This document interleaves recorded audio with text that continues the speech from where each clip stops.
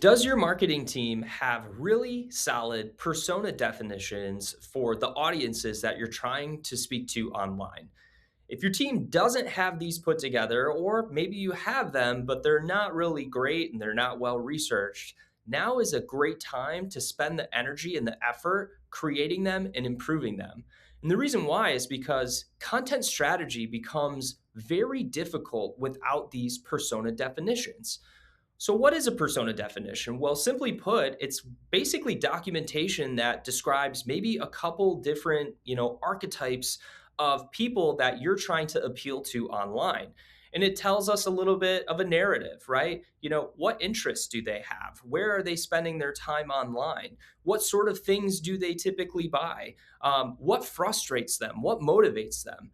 And so you're trying to paint a very detailed picture of maybe 3 to 5 different archetypes of people that you're trying to market to, or that would be good fits for your products and services.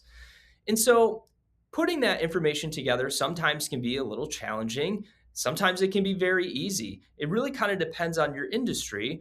But with the tools available to us today, like AI, having very well researched persona definitions is actually very, very easy. And it's actually not a very difficult exercise, right? We really can kind of load up any of your favorite AI harnesses like ChatGPT or Claude or Perplexity, right? And you can start to talk to AI and say, hey, I want you to help me improve or create these persona definitions, right? Here's everything that we currently know about our customers, right? These are the things that we have data around, but I need you also to go do some research online. I need you to see what people are saying about our product or what people are saying about our competitors and where are they spending their time and what other interests do they have and what sort of concerns or pains or frustrations are they trying to avoid when looking and evaluating whether they should buy from us or buy from someone else. And so AI can help speed this process up.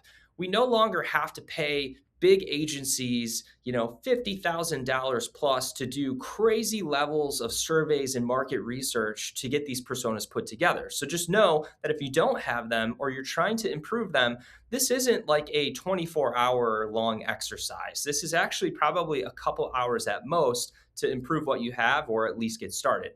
Why is this all so important in the realm of content strategy? Well, here's why. Content strategy is kind of difficult, and it becomes more difficult when you don't actually have good information and you don't have good, solid, grounded facts to base things off of. Personas are really an aim at trying to box things in and describe to your team or describe to AI who it is you're trying to appeal to. If that's somewhat of a random guess, the results are probably going to be a random guess as well. Having solid persona definitions helps content strategy because it helps reinforce what our brand messaging should be, what should be our tonality and voice, and what sort of copy and content and media is going to resonate with these people. And that is the secret sauce, is that we first must seek to understand who we're talking to and really with high fidelity understand them. And that's what the goal of having good persona definitions is all about, is do we really understand them? Because if we don't, it gets really difficult and kind of costly. If we're operating on an assumption that, our core buyer or our core persona likes this and doesn't like that, and that's wrong assumptions, everything on the digital strategy side of things, and especially on the content side, isn't really aligned, right? And so we should put ourselves in our buyer's shoes or think about how do we like to buy things online for that product, and then think to ourselves, okay, what sort of messaging am I going to resonate with, right? If you say this thing or if I read this thing and that makes me feel a certain way, I'm more inclined to keep my attention or maybe move farther down the funnel. So content strategy is vital. It's important, but one way to kind of supercharge it is to have really solid persona definitions first. And so don't put the cart before the horse.